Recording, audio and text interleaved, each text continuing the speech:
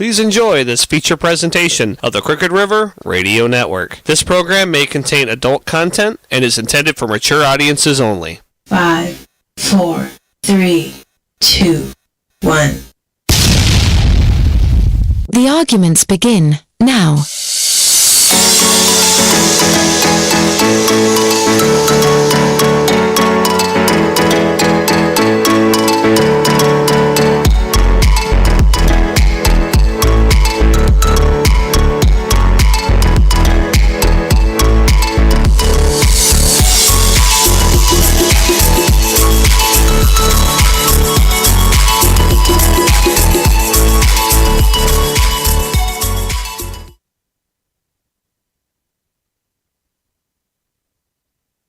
And we're off. Good evening, Dale. Evening.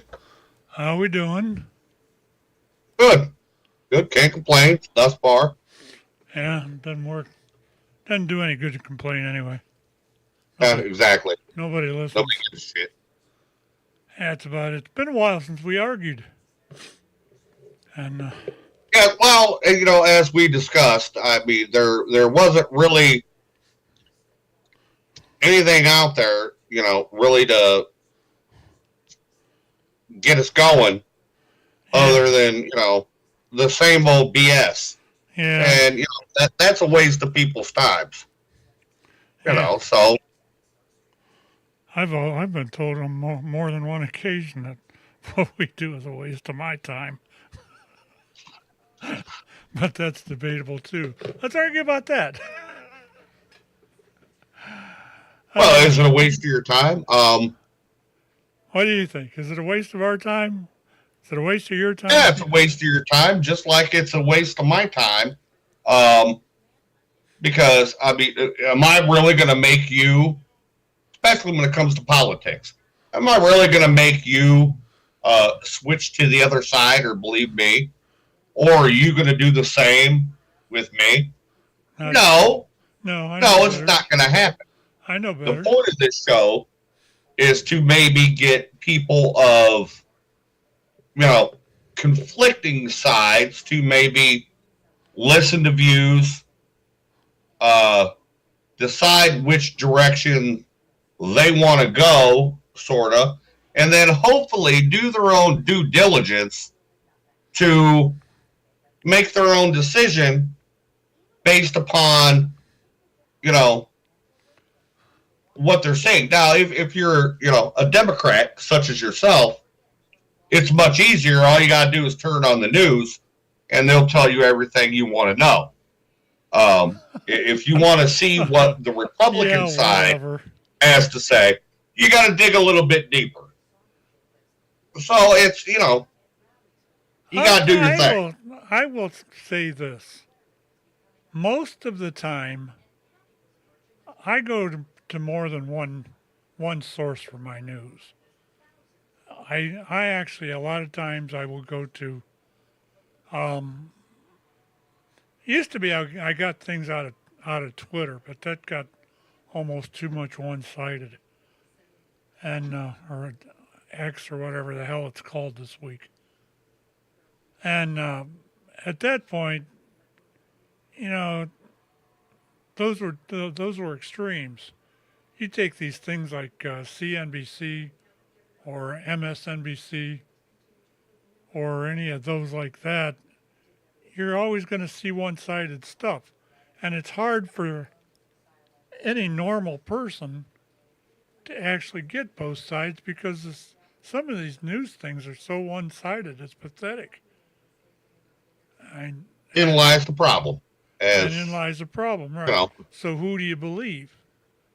But you have some people that are out there and they're planning to vote, and they're so lazy that whatever they see on the news channel, that's the Lord's gospel, and that's actually the truth. That's actually what happened. They don't look around and see, okay, yes, did so-and-so say this?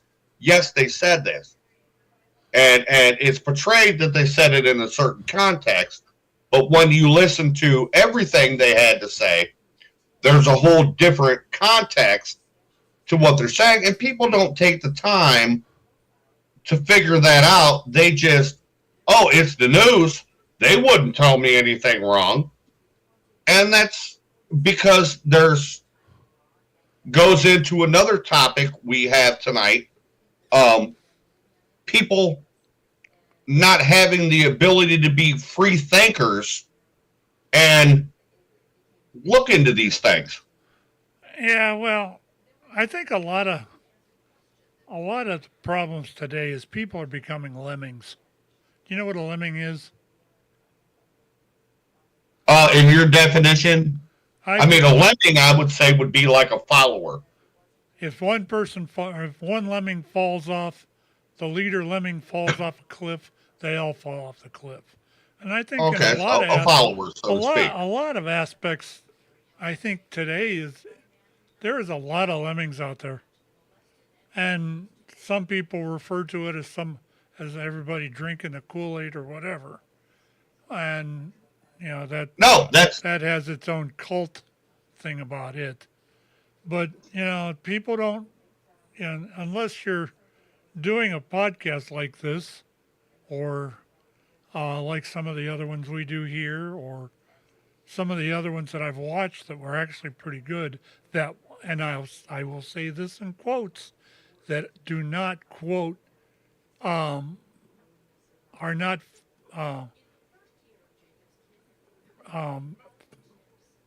financed by a right or a left wing party. You've got a lot of let's face it, this podcast industry is getting huge. No, there is no other place you can go right out of the box with a podcast and get 100 listeners, or 150 listeners, or 200, or even 2,000. But if you get something that goes viral, and it don't matter. Some people will believe that if it's completely wrong, and therefore, I've learned myself that I don't take the word of any press places anymore. I think they screwed everybody. Personally, if I see something on the news, I will go look for the clip, for that particular clip, on YouTube or somewhere like that, somewhere that's kind of sort of neutral. very democratic. But I will tell you, I use Yahoo as my homepage and my search engine. You will see more democratic stuff coming up there than good things toward the Republican Party. I mean, it's definitely leaning, but very much so, at especially least, during the election time. So I can tell you that from personal at experience. least if you want to get a quote from something, you can see what you can actually look the article up on one of the news places and see the whole. You a lot of times you'll just get the article that they put on TV. Well, that stuff, like not, I've told you, I saw such and such a video, and I thought that was important to the discussion, and then I'll talk to you, and then say, okay, well, I'm going to go get this, and by the next time I go to get it, gone. You can't find it. Why? Because it was leaning in the wrong direction. So, I mean, it's still very, very rampant, even within the search engines. You have the search engines that are very, very political. Oh yeah, I believe that too. But the thing of it is, if you do happen upon a clip of, say, something that Biden said in the last week, or something that Trump has said, and they're making a big deal, well, I'll go look for for at least 5 or 10 minutes or whatever speeches he's giving, so I can get the gist of what he's saying. And this is where a lot of people won't do that. And I do it because I in my own way feel that I'm a political analyst, and somebody that wants to bring you the truth. You know, it may be the truth, and sometimes I admit that my truth is not going to be the same as yours. But if I see something, either way, like I heard today was the latest was Trump decided to take and put a 90-day freeze on the China thing, on the tariffs. All of a sudden now they're reporting that China has dropped their tariffs to 10%, and we're paying 30%. That's a hell of a sight. That's a hell of a way down from 145%, and it was done over a weekend. I'll give them that. That's a good. And the stock market reacted with it by going up 1,300 points. And I'll give it that. You know, I'm not completely. In some aspects, it may seem like I'm an anti-Trumper, and to a point I am. Oh, no, you are. To a point I am, yeah. But I will give the guy, if he does something decent, I'll applaud him for that. That thing with the tariffs was pretty good. But there again, I said this before too, some of that's smoke and mirrors. I'm going to put 145% tariff on you if you don't drop it. And all of a sudden the stock market goes, oh, look at the stock market. Look at it. It's dropped, boy. It's dropped 4,000 points. And then all of a sudden, oh, well, we're still talking about these tariffs. And all of a sudden, oh, well, you drop your tariffs down to 30%. We'll drop ours down to 10%. And just because we've done that to you longer than you've done it to us. That worked for me. I still don't think that. Well, you have to understand, when you're looking at the world market, you're not going to have 10%, 10%, 10%, 10%, 10%, 10%, all the way down the line, because you have other developing countries and you have countries that are trying to keep their countries going, and that is kind of where tariffs came to be. Now, every one of them expects, they look to the United States because we're the biggest purchaser of products. So for the United States to say, okay, we're going to charge you 10% for everything, you know what? You could charge us 30 for what's coming into your country, which half of it probably isn't bought anyways. But it eases things on us. So, you know, when the tariffs are going in that direction, there has to be a evening of the economies. Whereas, like I explained to you before, like with Canada, we charge them, 0% or 5% for this, but they're charging us 300% for another product. Wait a minute, that's way out of line. I understand there are times that we may pay a higher tariff than what they pay, but that's leveling the economy, leveling the playing field, and that's what this whole process is all about. Just because you got a bunch of stock market geeks that freak out because you bought a pencil from somebody else doesn't mean that what's going on isn't working.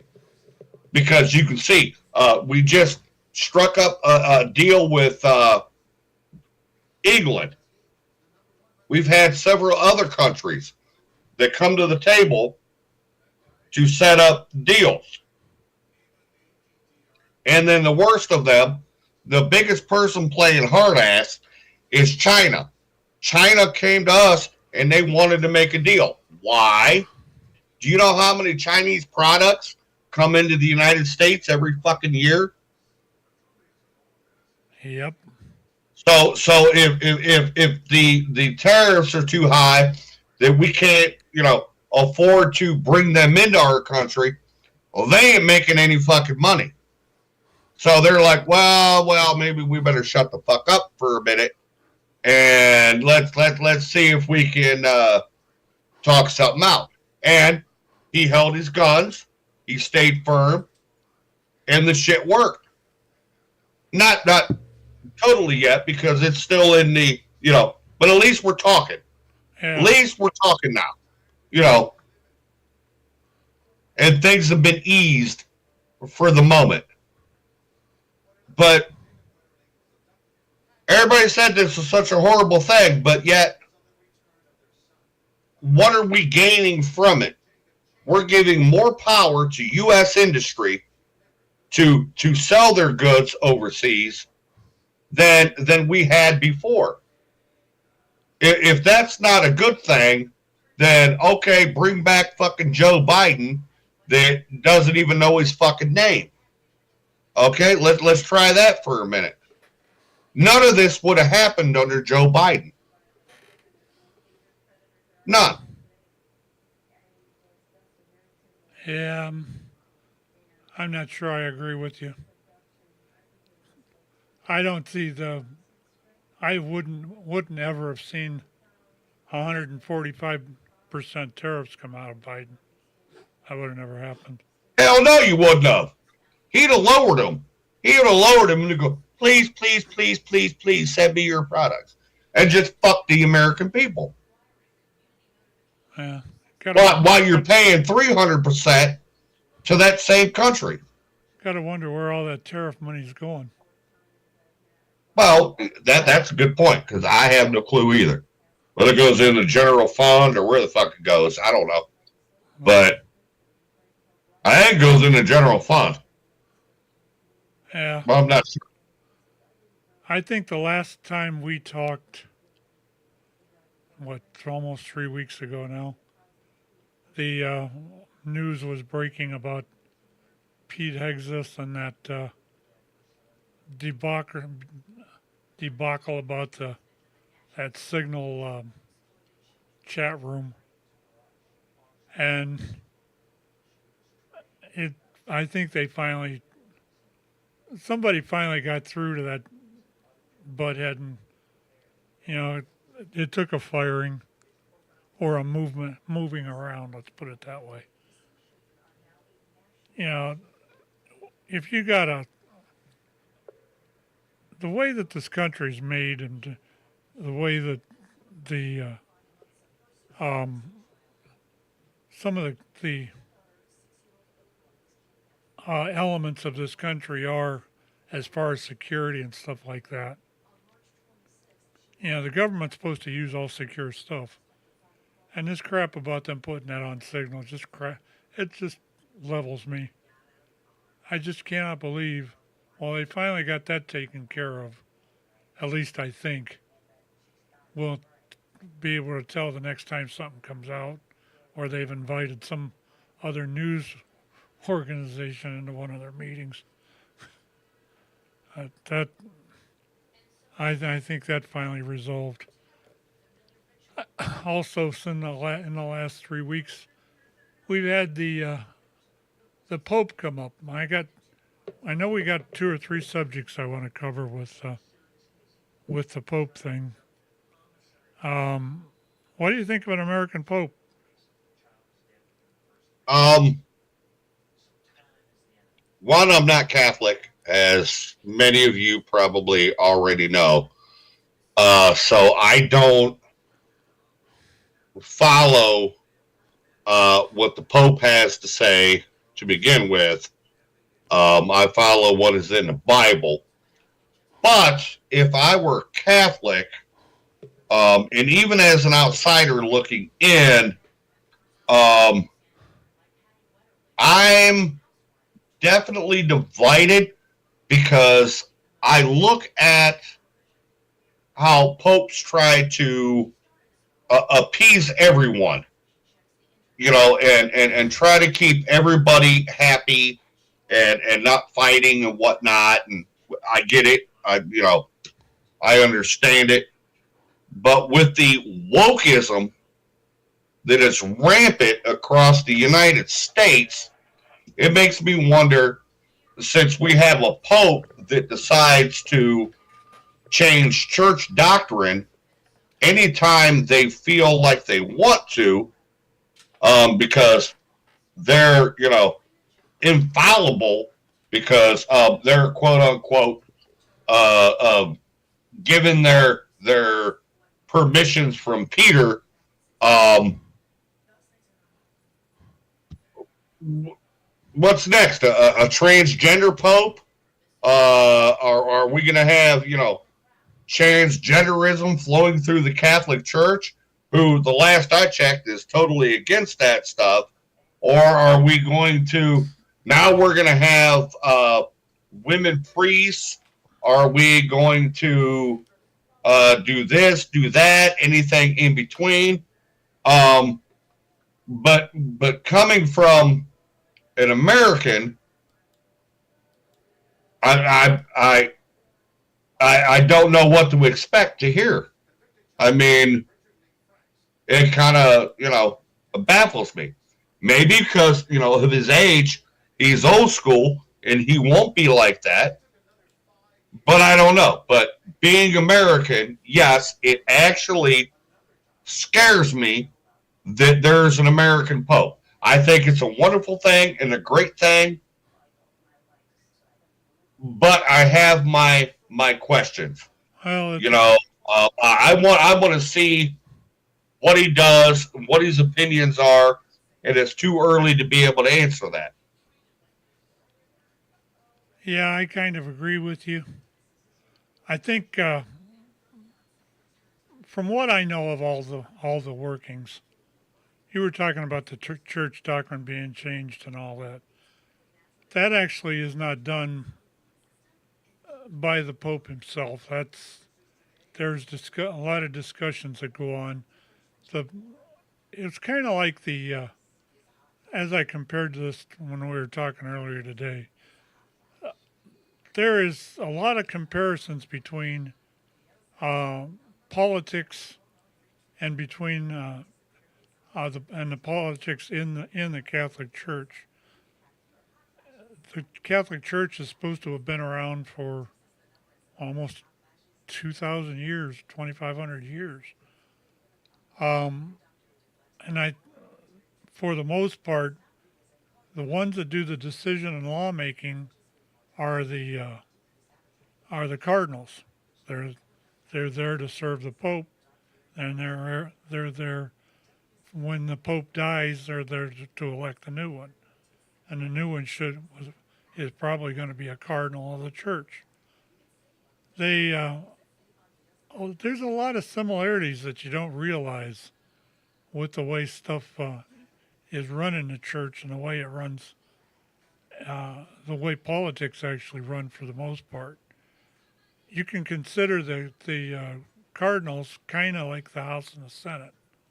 They're supposed to be the ones that okay the rule changes. The Pope is the one that he's more or less the figurehead of the church. And when he takes and like the last Pope, he wanted to. He was saying that wouldn't be a terrible idea for somebody that's gay to be in the church, because of the fact that Christ wouldn't have done that. He wouldn't have been against that. Of course, you don't know that for sure. I think the way I look at these things that he proposes is kind of like an executive order through the American government. You can take your basic church doctrine is never going to change. It's always going to be like it is. However, if the Pope at a certain time decides maybe this is outmoded, maybe it's time to change the attitude here, he can more or less do the same thing, and as he talks around, say, well, I think we should be a little more open to the gays, or we should be open to the women doing being a priest. And in some aspects, I don't think that's a bad idea. There are women that do run the churches. You got nuns.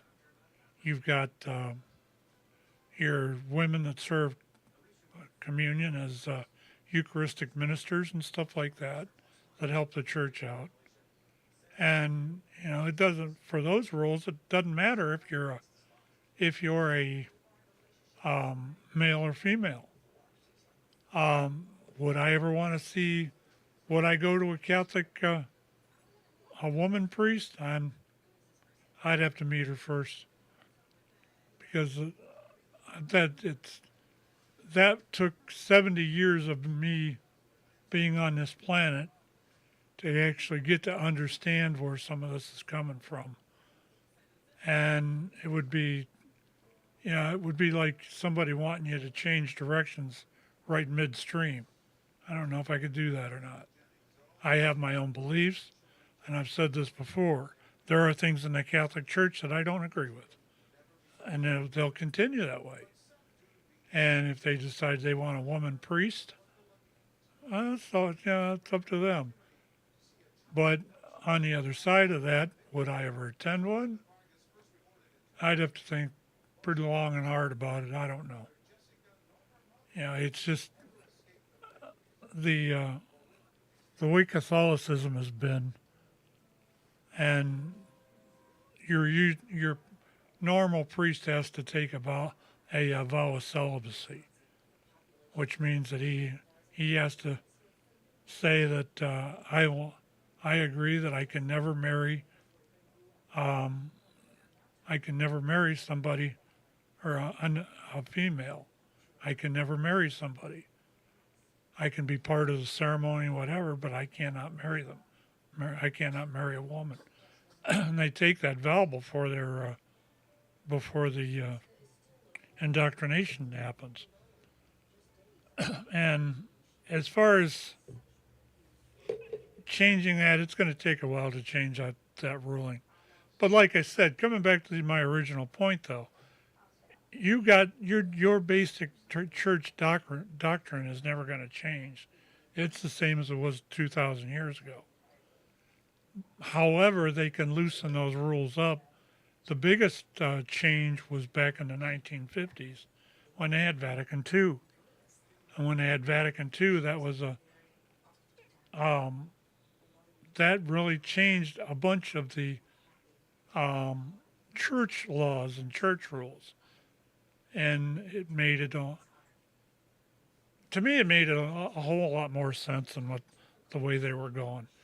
Back in the 1950s, you were not allowed to eat meat on Friday, and during Lent, you had to fast on Friday. Okay, so that's all well and good. If I lived back then, in fact, I know my mom would never cook meat on Friday. If I wanted meat, I had to wait till midnight and have a bologna sandwich. But that was a Catholic doctrine back then. But on the other side of that, those were not Christ's laws or Christ's rules. Those were church rules, and church rules were there to be made. They were there to be changed, and that's why a lot of this changed since then.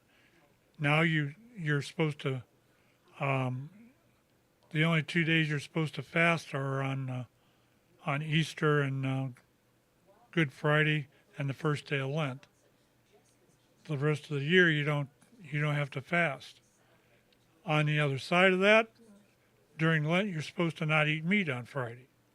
40 days, who cares? 40 days out of 365. That to me, it's. But you have to consider, too, the reason that they did away with that meat on Friday thing is because they determined that Christ wouldn't have wanted it that way. He wanted to feed the poor and the hungry. He wanted to feed them and to say, you got to fast. Sure, you're showing Christ you're going to give something up for him because he's more or less saved you. But on the other side of that coin, now it's church law. It's not. It wasn't something that he said in the Bible, "Thou shalt not eat meat on Friday," or "Thou shalt fast." Uh, Thou shalt fast all the way through Lent. Yeah, that's the way I look at that anyway. Any comment about it? Actually, I'm kind of following what you're saying. The only part that I would have a small comment on is when you were bringing up the gays and how the Catholic Church, allowed the gays to all of a sudden be Catholic. Um, in my church, there are gay individuals within the church. Now, according to the Bible, being gay is not a sin. Acting upon it, now that's where you have the issue. So if you're gay and you're not quote unquote practicing, um, you know, you're good with the church. If you're not practicing it, how do you know you are? No, but I'm saying you got people converting. I mean, you already knew you was gay. Maybe you had a boyfriend, I think and in the past or whatnot. But now you're coming to the church, and hey, the church is a group of very effed up people that are absolutely sinners, and we're just trying to find our way home. But as far as sin after sin or this or that, if you're a practicing gay, now you're going against what's written in the Bible. If you're gay and you're not practicing, you're not breaking any rules biblically. Yeah, I can agree with that. So that's kind of how it works. Where I belong. Well, the way that this past Pope was saying it is that he thought the Catholic religion should be opened up a little bit towards accepting the gay population. Well, okay. Well, I get that, and that's the same thing I'm telling you. He's not saying, a Catholic perform a gay wedding? He's not saying that wasn't the point I was going to bring up. Was not saying that if you're gay you can get married in a Catholic church, because that's not going to happen. Exactly. He just thought that they could be a little more lenient towards the gay population. And you're not going to get married in our church either. Yeah. Our pastor will attend a gay marriage if it's somebody in his family or friends group or whatever, but he will not perform the ceremony exactly for a gay marriage due to what is written in the Bible and Bible doctrine. Exactly. And I think that as far as church positionings and stuff, I think that's the way it should be. But the things that kind of crack me up is you can't take and say, oh, gay people can get married in one breath, and in the next breath you take, oh, you can't get married though.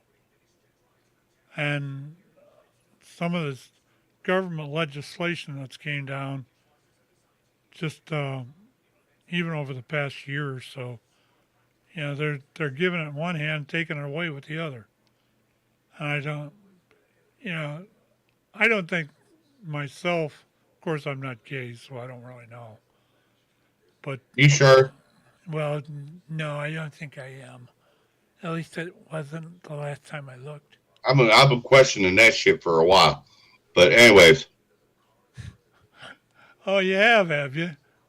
Little comic relief. Hey, that's what I'm here for. Oh, brother. I could say so much right now, but I better not. I could too, but I will choose not to. Let's get back to the show here.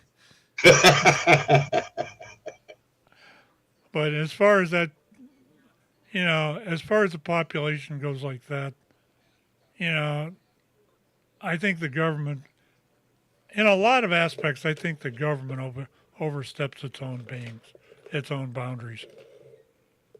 Just because, especially in something like that, to where it says you can either get married or you can't. And that's something I think, even if you left up to the states, I don't know that the states would all come up with one formula or not. And I don't really care to find out about it, to be honest. But I wanted to talk about it just because it's here. And I think that because of the stepping of boundaries, I think it's muddied the water, and a lot of stuff that is presumed to be okay really isn't. Even if you come down to the quote unquote separation of church and state, like we've had the discussions on before. If you have a religion, church, whatever, that says, oh, yeah, the gay people can get married, but if in that same state, the state says, no, we are not going to allow, we do not recognize gay people getting married. Who are you going to go to? That's almost going to turn into something, no, but don't tell.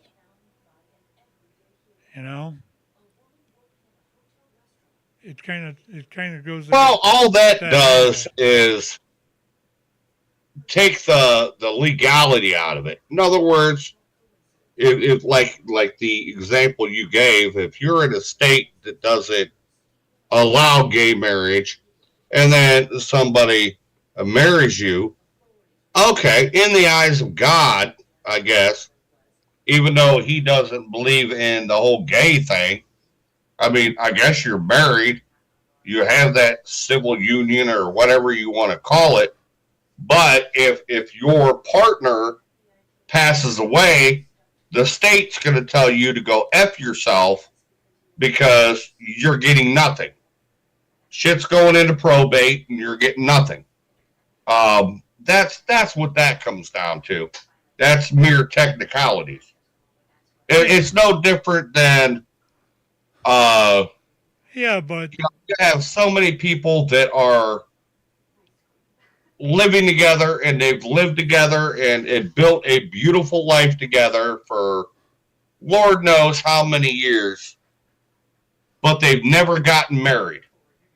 Does that cause a problem when there's a death? Absolutely, unless insurance policies or wills are taken care of properly.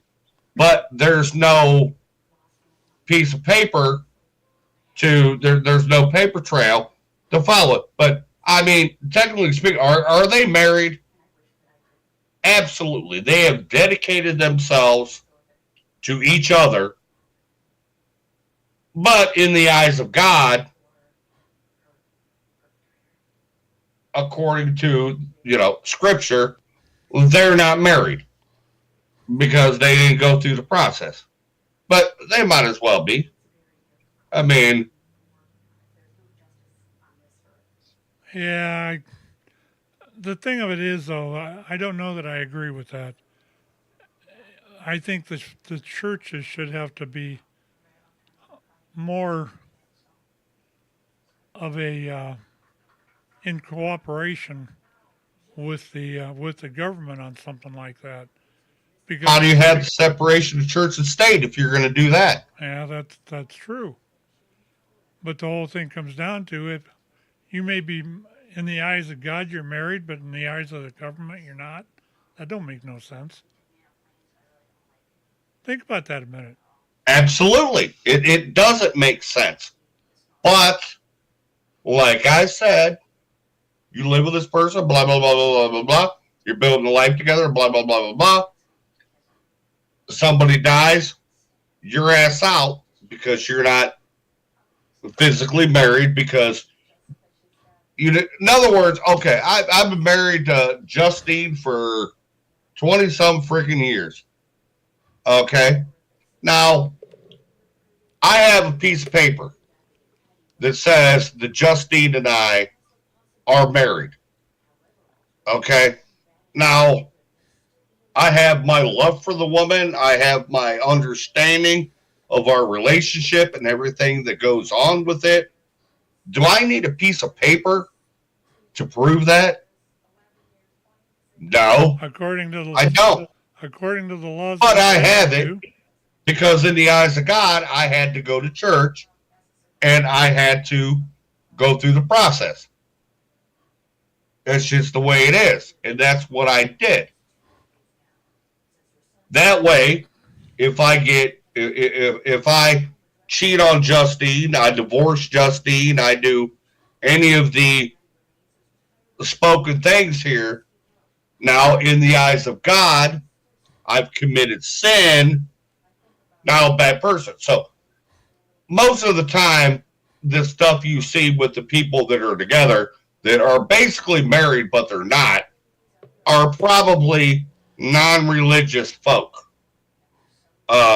Because we felt the need, even though you can see we did not need that, we felt the need to, in the eyes of God, be married and do our thing to the point that I carried on a conversation through text message with one of the pastors from work or from church over a couple days, because after I looked at the rules of divorce and whatnot, according to the Bible, I wasn't sure if I was in the right and it was okay for me to remarry in the eyes of God.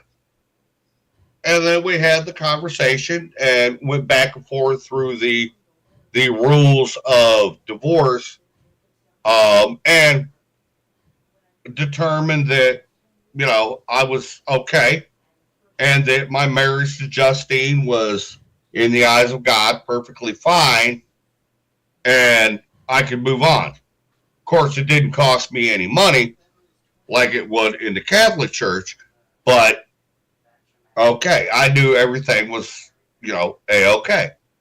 It was determined that I was abandoned by my ex-wife, therefore making me free and clear to meet someone and get married. Yeah, well, we've had this discussion before. Correct. Yeah. As far as that goes, as far as the Catholic's concerned, I never paid anything to get the annulment. In the Catholic Church, you have to have an annulment if you've married somebody that pretty much declares that the previous marriage was not something that was really seen in the eyes of God. It wasn't. It was a union, but it wasn't a perfect union, as is thought of or described in the Bible. I don't know where the money goes to. I don't really care. I'm just going to stop you for half a second because you just threw up that perfect union thing. Is there any such thing? Because I have a union with your daughter. If you think for a half a freaking minute that it is perfect, you're crazy. Now, you've been married 3 times, and if you think any one of those situations is a perfect union, you're batshit crazy and out of your fucking mind. Because it ain't going to happen. You had problems with this one, you had problems with this one, and you're married right now. and there are things that you and your wife disagree upon now. There ain't no take this Just, perfect union thing and throw it out your whatever, because it ain't happening. well, I'm trying to decide how I want to come back from that.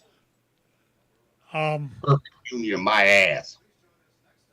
well, that's just I was just stating the way that it's looked at. The Catholic Church would look at it. Yeah. But what I'm saying is there any such thing? And as far as the 3 marriages I had, the second one was perfect. This one's pretty close to it. We agree, and we've lived with each other.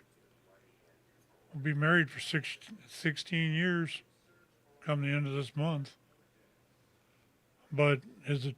Your second marriage was not perfect. Yes, it was. There is no such thing. Uh, Y'all had difficulties. Y'all had questions. Y'all had anybody's gonna have whatever. that. It happened. It's natural.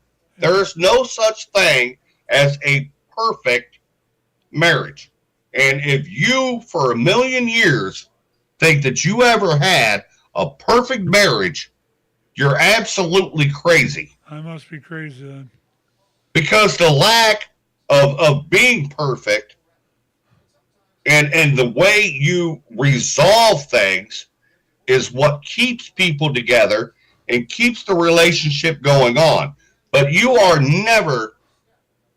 You think it's sunshine and fucking rainbows at my house after over 20 years? Absolutely fucking not. I've said on this And with your first marriage, your second marriage, your third marriage, is it sunshine and fucking rainbows every fucking day? Absolutely not. But I'll go to the grave saying that. And if you can tell me fucking different, I'll tell you you're full of fucking shit. To each his own, I guess. Ain't no perfect fucking marriage. That is the point of it. Is finding that person that you can meld with and get along and, handle a situation. If you're giving up too much, it's not perfect. If you're giving too much, it's not perfect. But if you're meeting in the middle, you're getting close to there. But it will never be perfect. Never. Never. Yep. All right, what else were we going to cover tonight? Oh, since you just already had me on a rant, Let's go back it sounds good to. Why the hell is the Sterling Soon thing popping up in my thing? Because but whatever. I'm looking to see what we said we were going to talk about.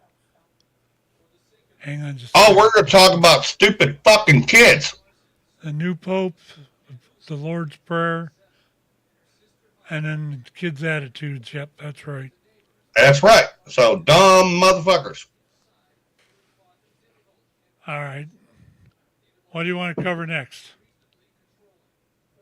Since we're on the topic of religion, why don't we do the Pope's or the prayer thing, the Lord's Prayer? All right. All right. As I think to give everybody a little background here, we were talking earlier today on show planning, and the topic of the Lord's Prayer came up, and the idea of the Pope changing it to make it modernized or whatever. I was telling Dale that there's not very many people that I know that actually knows where the Lord's Prayer ends. And if you know if as far as a Catholic prayer, I know where it ends because like I said, I've been a Eucharistic minister, and I used to take communion to the sick, and when I did that, one of my duties was to do the small service for the people receiving communion. And at that point, that's where I found out where the end of it was. The way the Catholic Mass proceeds in a lot of aspects is it's hard to tell where one prayer ends and the next one begins sometimes. My case, Amen is usually a pretty good clue. well, you can say amen at the end of what we were talking about earlier too. Amen. There's a where how the prayer actually reads is I'm trying to think of the point where I want to start that at. And forgive us our trespasses as we forgive those who trespass against us. That is actually the end of the prayer. The point that According to who? according to most of the Catholic stuff in the Bible references that I've actually looked up online. This was Catholic, some of them were Catholic sites, some of them were Bible sites. All right, then ask me a question. When the Catholic Church changed the wordage of the Lord's Prayer, why was it in the verse that reads, "And lead us not into temptation, but deliver us from evil"? Why is that where they changed it if that isn't even part of the Lord's Prayer to begin with? Well, it is part of the prayer, at least. Well, but you just said You want to it hear the whole ends thing? I'll do the and whole thing. forgive us our debts as we also forgive our debtors. You said it ends there. So why would that be the point? If the prayer's already over, why would I change Well, the prayer that's already done? If you've ever sat through a Catholic Mass, you'd know what I'm talking about. I have. Okay, when you say the Lord's Prayer, and the Our Father who art in heaven, hallowed be thy name. Thy kingdom come, thy will be done on earth as it is in heaven. Give us this day our daily bread, and forgive us our trespasses, as we forgive those who trespass against us. That's the actual end of the prayer. And then the priest comes on and he says a piece, and then it usually ends with, "For thine is the kingdom, the power, and the glory, now and forever." Protestants do that a little bit different, and some of the other religions do that a little bit different. But people mistake that last part of that I just saw or recited as being the end of that prayer. It's not. And According to the Catholic Church. According to the Bible. But they felt the need to change a part of a prayer that was a part of a prayer. Well, that's where we're kind of having a little dive here. If the prayer's already over, there's no need to change the next line because it don't matter because the prayer is over. So what's all this other shit got to do with anything? I think you're ending the prayer in the wrong place then. No, because you're saying, "And forgive us our debts." Well, okay. Forgive us our sins as we forgive those who are trespassers.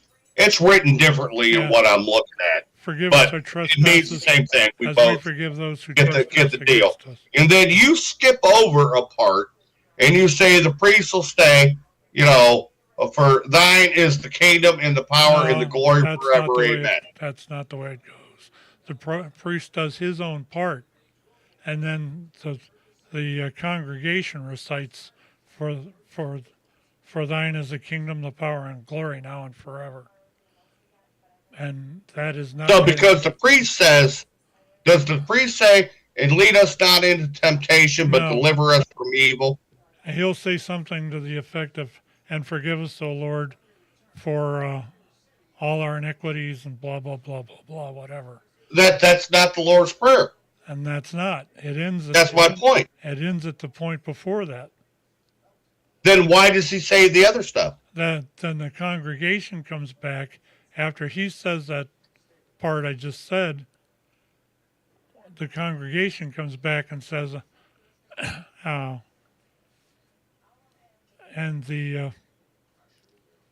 thine is the kingdom, the power, and the glory, now and forever.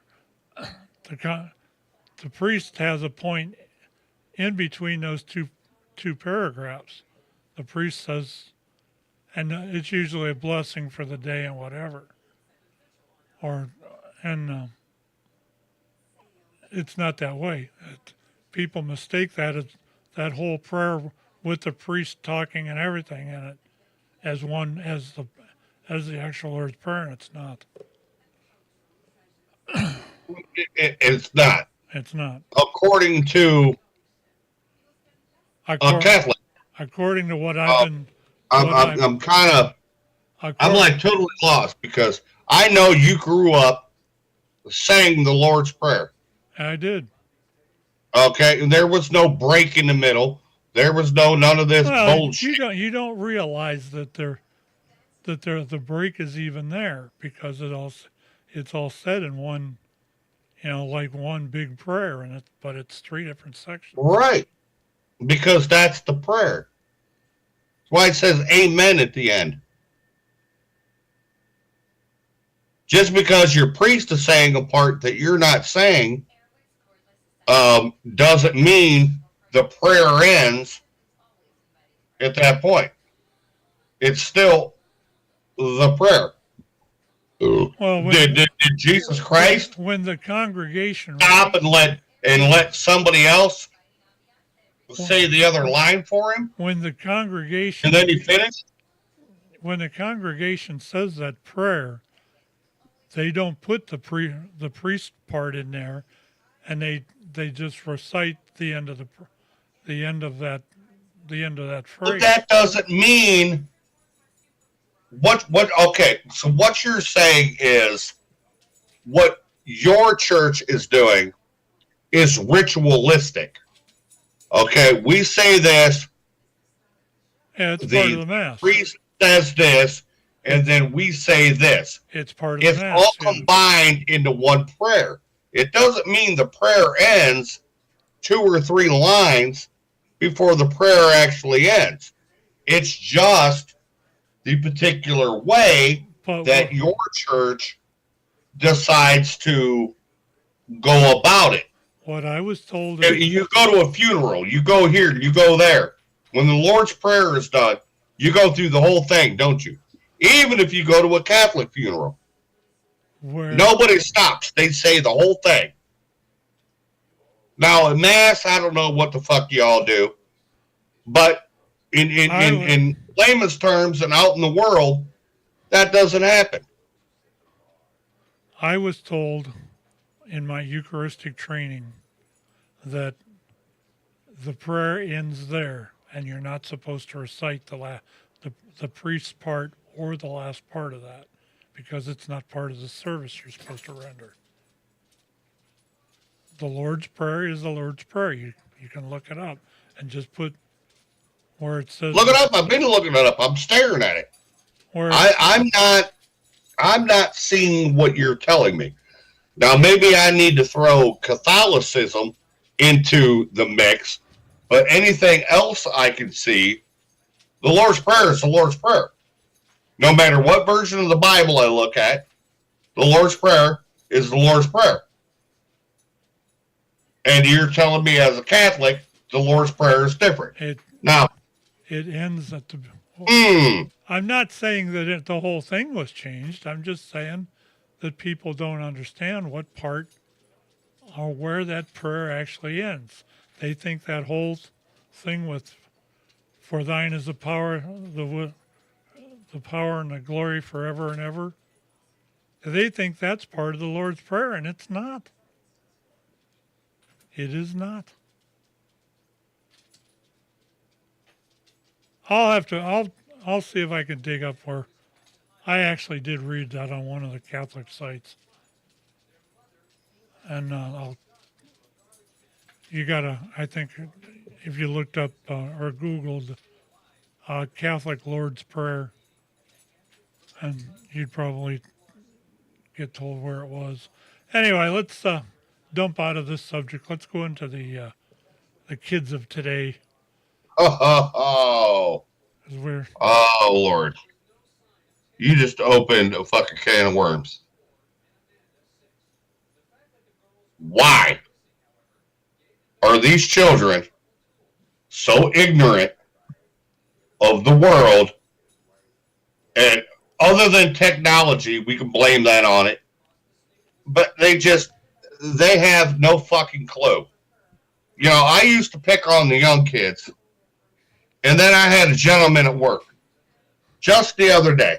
And he's someone that I find to be pretty damn intelligent. I've had many conversations with him in work and outside of work because, you know, we play video games. You know, we get on Discord. He'll come to me for advice and shit like that. And we've discussed stuff. Fairly intelligent dude. And the other day he starts saying about, I'm young. The hell with this job. That's why I don't work hard at my job, because I'm like, the hell with this job. At my age, I want to go out and I want to do this and I want to do that and I want to travel and I want to blah, blah, blah, blah, blah, blah, blah, blah, blah. Then I want to come back and I want to start a family.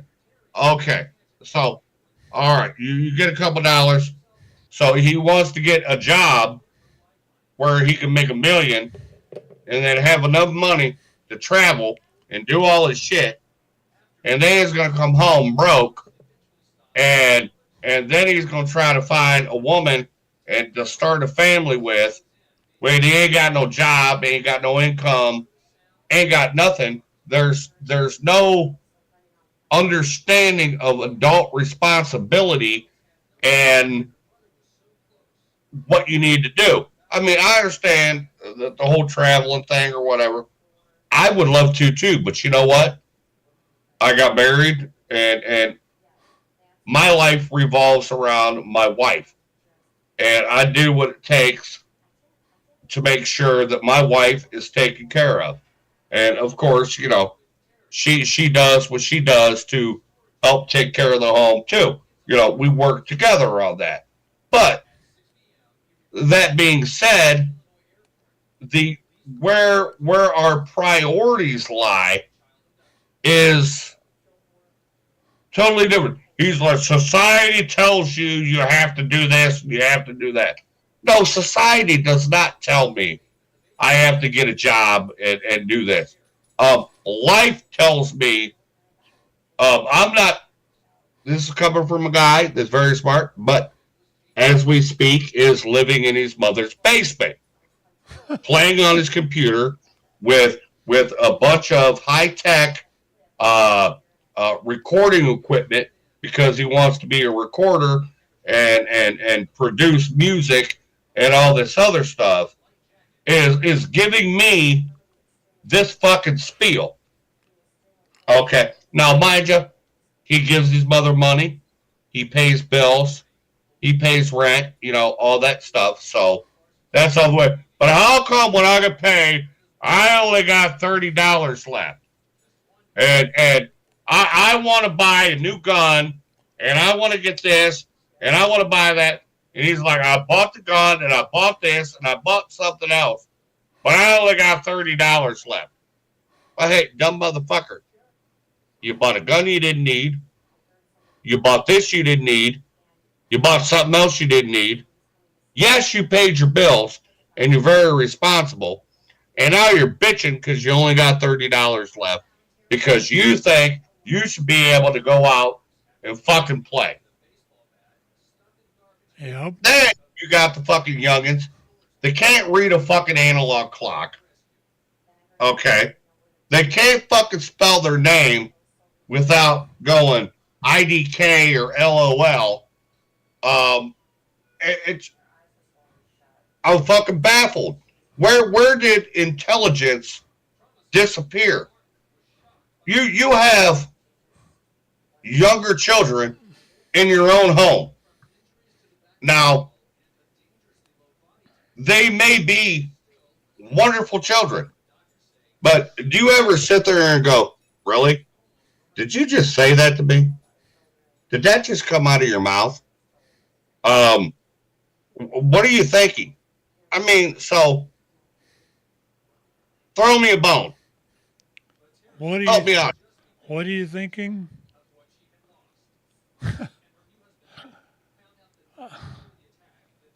I can think of a couple of examples that I've wondered about. One of them you know pretty well, and they were picked up at the airport last night. I'm not going to go into this on the air just because I don't. I get where you're going. I follow you. Now, let's go back.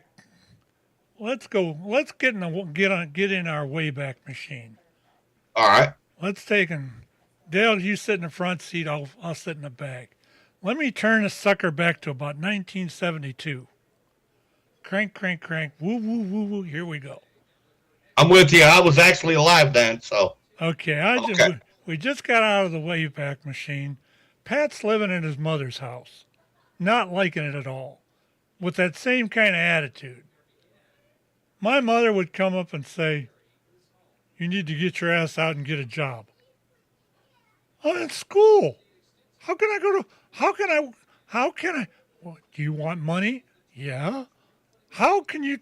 How can I work and and and how can I work and do all kinds of my kids stuff and pay you rent to boot? The day that I turned 18, actually, the day after I graduated school, after I was 18, because I was in my birthday was in September, and they didn't get me in till a year late. Okay, yeah. I graduated early. So Well, not early, but I was 17 when I okay, graduated. the day that I graduated high school, day after it, my mom comes in. You going to look for a job today? I didn't know I had to. You're going to get your ass out and get to work. You need to go make yourself some money because you're not going to live in my house forever. I'm not? No. Sorry. Not happening. You need to get yourself set up. And this is why I did what I wanted somebody to live with. And I'd been talking to Jennifer on the radio. And we ended up hooking up and getting married. And that's pretty much. I'm guessing you weren't talking to her on the radio. It was a CB. Yeah. Okay, because the whole test and stuff. Yeah, I don't see that, but I get it now. Okay, But I'll follow you. Anyway, from the time I was 14, my mother would say, I'd come in, Mom, I need money for school. I'd like to have another. I need some socks. Well, go ahead and find yourself a job. You know what I did? I went out and found myself some work. I started delivering papers. That was paying me $25 a week. I was making, of course, 7 days a week. I had to get up and go deliver the damn papers. I hated that, especially Sunday. But I got up off my ass and I started working at the skating rinks, or the skating rink. And then I got a job. My mother was working over at the Hilton over in Fairlawn. She says, we need busboys over there. You wanna come over and get a job? What's it pay? Minimum. All right, let's go. So I went over and got a job. And from that point on, I was pretty well self-contained. If I needed money, I saved. I didn't know how to save it at that time, but I did it. I wanted a Browning Golden Eagle Mark 5. Beautiful radio. This one guy had it for $300. I scrimped and saved some more and went and bought me that radio. That was a gorgeous radio. It was about, probably 3 feet long. And every time you keyed the mic, it went, shriek. So you had a ping whenever you keyed up. It was cool as hell. But if I wouldn't have worked, I wouldn't have had that radio. These kids today, I'm going to tell you what, they don't have any they don't have any responsibilities, and the ones that they're getting, once they're getting responsibility, they're getting it 4 or 5 years too late. I was driving since I was 16 and a half. Mm-hmm. Amen, brother. The day that I got my license, or the day that I got my, I made the appointment to get my license the day that I went and took my temps, the day after my birthday. I went, and within 3 months' time, I had my license. My mother taught me how to drive, and my stepfather not so much, but because he had been in wrecks and stuff like that, and he had PTSD from it. But I drove, and for these kids to think, like the one certain person we were talking about a minute ago. If that was my kid, get up off your ass and go find yourself some work. You're 19 now. Let's go. Get up off your ass. Well, but when you have individuals making excuses for you, but from what I'm hearing, if we actually did what we did for the last week, in order to be able to do that, now we have nothing to fall back on. We need to progress and find a job. Yep. And as far as what kind of a job, it don't matter. Go work in a damn restaurant for a year or two. Just work and learn responsibility. Because you sure as the hell ain't been taught it at home. Get your ass over to McDonald's. Go find yourself some work there. No, I'm not taking a job unless I can work from home. Good luck with that. But I don't have any of the skills needed for these work from home jobs. Anyways, I digress. The further we keep diving into that,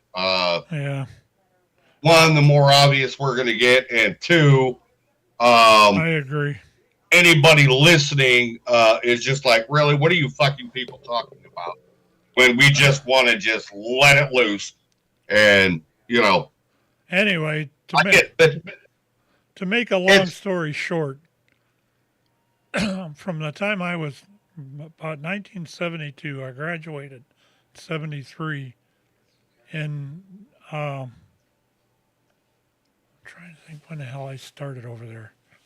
October 73, I started at a motor winding factory.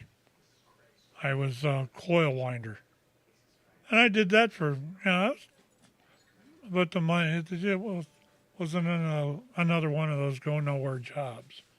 But you know what that did for me? That then gave me some responsibility. I had to get up off my ass and go make my living, and go out and make my way in the world. These kids today are just not doing that.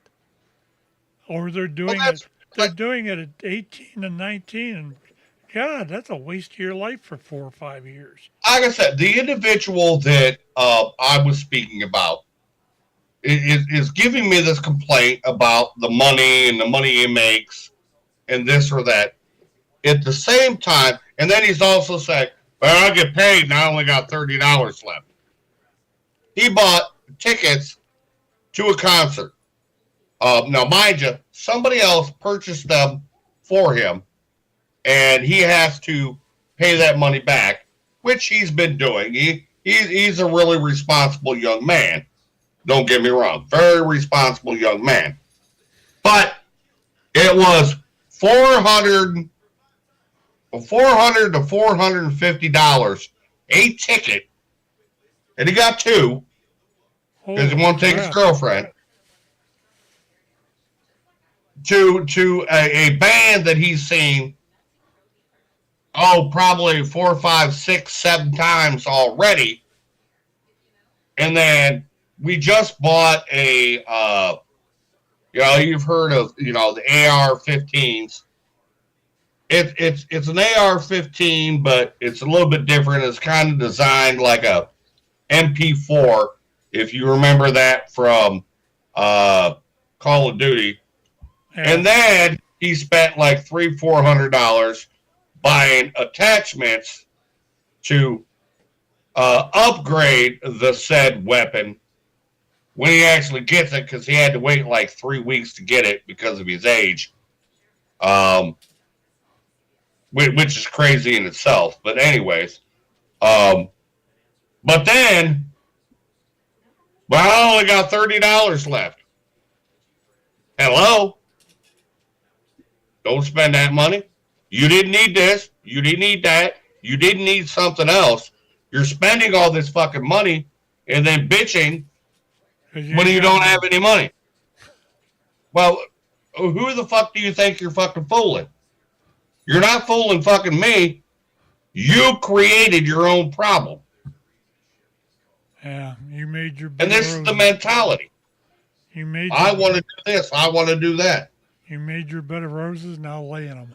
I know kids that have high school fucking diplomas that there ain't no way in hell, and I'm God knows how many years younger than you, or older than you, or younger than you, that they would have passed high school with a diploma when I was in school. There's absolutely no fucking way, because I could take certain individuals, ask them questions, and they're fresh out of fucking high school, but they can't answer a single fucking one of them, nor read a fucking clock, make change, write a check, do anything that an actual human being needs to do to live their life. And you wonder, and everybody gets mad because they shut down the Federal Department of Education. The smartest fucking thing they ever did in their lives. Well, I'm going to tell you, I'll give you something, a little food for thought here. If you go on the social media site, Mr. FB, and you take and go to one of these, I don't know if I can find one or not. Let me see if I can find one. You go to one of these sites. There's a good one. I don't know if you can read this or not. You see that? Oh, the math equation? Then you look at that. I can't really see it, but yeah. I mean, well, you know what? That'll throw off a lot of older people that still have common sense and enough brains to fucking live life. All right. That Pentecost shit is fucking. Here is the question: what is 66 plus 44? 66 plus 44. 100. Yep, I guess you're right. I thought it was 110. Carry one. Oh, no, it would be 110. I'm sorry. 60 and a 40 would be 100, and the rest would be 10. Yeah, so it'd be 110. Okay. Then you go look at the responses. 110 is the answer. This is an unfinished mathematical equation. Let's see. The answer is 1.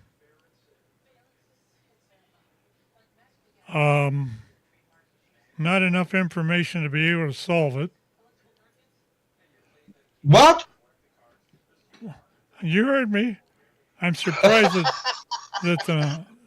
I'm surprised that MJ's math is, or math geniuses, who thinks 7 minus 7 multiplied by the square root of 2 is not 49.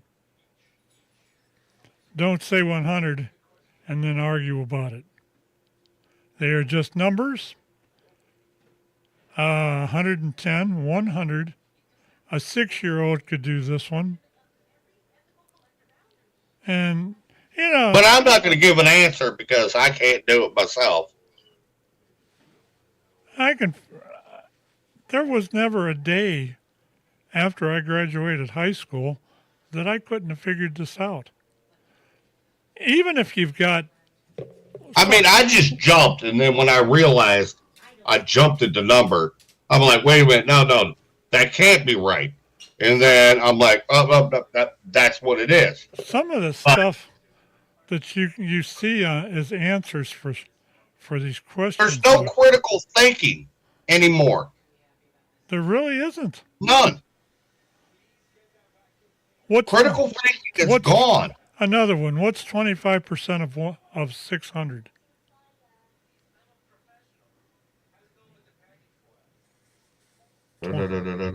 I'd have to sit with a piece of paper and do the math, but 600. 25% would be 25 times 150. Yep. I'm looking to see what. I had to break it down for a second in my head. I don't have paper in front of me. I mean, I'm not that good at math, but. What's 25% of 600? 15%. I don't know. And what gets me is, now I will admit some of these math questions that I've seen on this internet thing are basic. They're basic algebra, and I would not have, before I went to college, I wouldn't have known the answer to some of them because there's so many ways you could work them out. But if you use, but the point of the basic math, I mean, when you're telling me 66 plus 44, there ain't no algebra involved there. But people don't know. They don't. Just add a couple numbers together. They don't know it. And For the same people who can't read a fucking clock. These are probably the kids that you're seeing every day, talking to.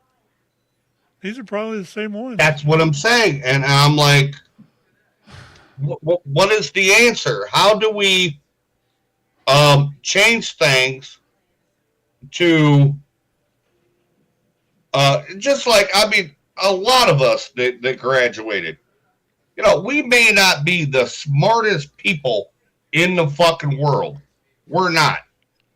But we have the ability to, because of the way we were raised, to overcome and adapt, to do what it takes to live our lives, to do what it takes to handle a situation.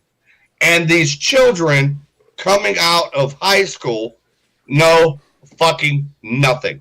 I mean, I'm telling you, you got a child in your house about to graduate very, very shortly. If you went through a few of the kind of the topics that we've been going through, go ahead and do it and tell me how many the individual gets right. And tell me that mentally that individual is ready for the real world, whether it be college or technical school or getting a job and handling their business. tell me how prepared you think that individual truly is. Because I'd be afraid to find out. I don't, we're talking, a year or so difference here, 2 years. I'm not seeing the intelligence factor going up. Now, I will tell you, there are those gems out there. There are those children that have old school parents that obviously the children were raised differently and they have a little more sense of what's needed to move on in life and different things like that. But as far as the schools go, I think, you had that shit come out, No Child Left Behind. Well, I think No Child Left Behind did nothing more than leave all these children behind. And that's exactly what it did. Well, a lot of this stems from the use of computers and social media, though, now. Well, amen. I agree. Okay, what is 66 plus 44? What is 66 plus 44? I know. I'll go to the internet. Give me my phone. Yeah, it's 140. Right there it is. Right there's your answer. And I'm telling you, I shudder to think what this world's going to be like in 40 or 50 years. Well, thank God I'm going to be fucking dead. But yes, I mean, so you see where I'm coming from. Oh yeah, I definitely obviously do. I definitely do. What to do about it? I don't know. As far as when you got that's the a 12 or 14-year-old kid that can't read an analog clock. I mean, we got helicopter parents, we got all this shit. For some reason, it seems to be you go back in like I'm Gen X, and you'll see a bunch of videos out there about Gen Xers and how you never fuck with a Gen Xer.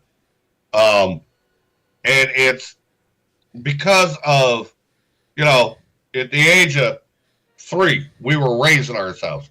Now, mind you, it wasn't like that in my house, I mean, I had family, but you know what? I understand the points where it was like, we got up in the morning, we left the house, we didn't come home till the street lights came on. If we fucking bashed our fucking skulls, we fixed it ourselves. We drank water out of somebody's fucking hose. We did all this other bullshit. We didn't wear helmets on our bikes. We'd be out on the fucking bicycle, and we'd make a big old fucking ramp, and then we'd have 10, 15 people laying behind the ramp, getting ready to jump it, as an adult across the street was just sitting there going, yeah, let's see how the fuck this plays out. We were allowed to, if we fucked up, we fucked up, and it was our fucking fault. Yep. And we learned to adapt and grow and be people. And all these newer children, they've been stripped of those points in life that taught you how to live and kind of separated the men from the boys and kind of, gave us purpose and gave us the ability to look forward and work hard to get something. Hey, you know what? If I jump the ramp and, damn it, motherfucker, my back tire come up on the last guy and I fucked him up, by golly, I'm working harder to learn how to drive that bicycle faster so that the next time It doesn't I'll happen. miss him, and I won't land on him. And that's, we had no choice. We half-ass raised ourselves. We taught ourselves what to do, and we brought that into our adult lives. These kids now are fucking soft, and they don't know what the fuck they're doing, and we're throwing them out into a crazy world where we have a bunch of fucking politicians trying to ingrain thoughts into them to make them even lesser people than they already are. And it's like, hey, come with us, and we'll just pay you money every month, and you can sit on your ass. You don't have to do nothing. You don't have to work. You don't have to do nothing. We'll pay for you because we understand you're a stupid fucking moron, and we're going to take care of you. Yep. Well, that's not how life used to be. And it sure shouldn't be that way now. Anyway, let's. We're at Absolutely. We're at the hour and 32-minute point. So let's go ahead and wrap this for tonight. All right. It's been fun arguing tonight. Fuck them kids. This will I just be. want to get that out before we end. I just happened to see a couple minutes ago that we didn't make it to Rumble, but we will because I'm going to put this up on there as soon as we get done here. So if you're watching for a Rumble, watch your Rumble account. It'll be there probably within the next 12 hours, I hope. So with that, I'm going to go ahead and wrap her up here. Next up, we got the Four Guys on Sports. They're coming back off a hiatus because everybody's home and cleared up and everything. And then Sunday night, we've got the usual radioactive show. I've got to do some planning for that. I got a couple of good guests in mind. I just got to get to them. At any rate, we will go ahead and wrap it up here. Y'all have a wonderful evening. Anything else, Dale? I think I'm good, but any of you that were here, thank you for being here and allowing me to pick on the kids for a minute. Yeah, that was fun. It's fun listening. Made me feel better. I mean, I don't feel better, but it made me feel better. It was fun listening. All right, see y'all. 7-3.